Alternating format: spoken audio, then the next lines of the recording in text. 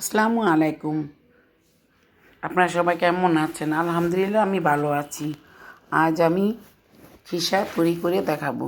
প্রথমে চুলায় কড়াই বসিয়ে দুধ জাল দিয়েছি, তারপরে নারকেল দিয়েছি, দিয়ে এখন ভালো করে নাড়াবো।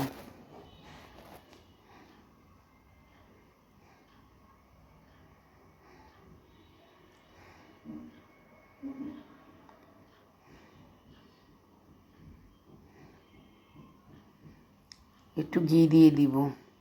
ঘিটা দিলে খিসার স্বাদটা ভালো লাগে।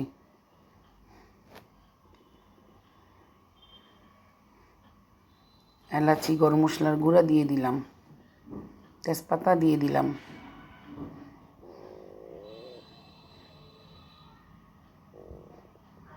চিনি দিয়ে দিলাম স্বাদ মতো।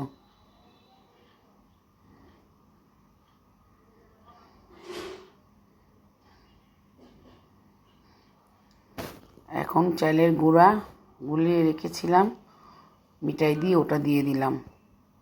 কিন্তু আমার খিসা হয়ে যাচ্ছে। খিসা আমার হয়ে গিয়েছে। এখন আমি পরিবেশন করব। যদি ভালো লাগে কমেন্টে জানাবেন, আমার পাশে থাকবেন। আল্লাহ হাফেজ।